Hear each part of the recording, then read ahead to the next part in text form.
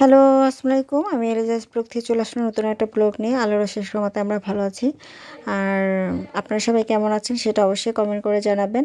আর আমি কিন্তু আহনাবকে নিয়ে আহনাবের নানা বাসায় চলে যাচ্ছি। আহনাব 15 দিন পরে আর কি আমরা আমার বাসায় আর কি চলে যাই। তো এই যে আর কি আমরা বের হয়ে গিয়েছি। যেহেতু পদ্মা সেতু দিয়ে যাব, তাই 2 ঘন্টা বা 3 ঘন্টার মতো লাগবে। এই তো পদ্মা সেতুতে যেতে যেহেতু অনেক সময় লাগবে না, তাই রিল্যাক্সেই আসলে আমরা খুব আমরা মনে হয় 11টার দিকে বের হয়েছি বাসার থেকে। যেহেতু ছোট বেবিকে নিয়ে যাব, অনেকটা গুছানোর একটা ব্যাপার ছিল, সব কিছু মিলিয়ে আর কি। তো আসলে যতই পথ আগাচ্ছিলাম খুবই ভালো লাগছিল। এই যে এইখান থেকে আমরা পার হলে নেক্সট ডে আর কি পদ্মা সেতুতে ওখানে গিয়ে টাকা দিতে হবে। তো আসলে এই রোড দিয়ে যাচ্ছিলাম, তখন খুবই ভালো লাগছিল। তবে শরীরটা ভালো থাকলে হয়তো বা আরও ভালো লাগতো। তো আমরা কিন্তু গান শুনছিলাম, যেটা আমি আপনাদের সাথে শেয়ার করতে পারবো না।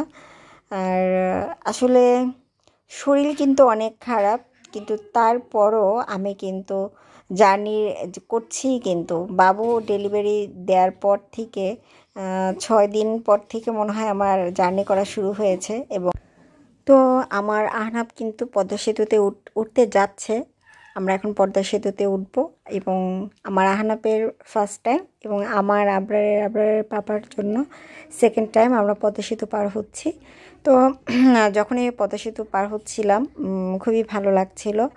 এবং অনেকেই আসলে স্লোলি যাচ্ছিল, যারা হয়তো বা ফার্স্ট টাইম। যখন আমরা ফার্স্ট টাইম গিয়েছি তখন আমরাও এরকম করে গিয়েছি। আর আমাদের বাসায় একটা আয়োজন চলছে।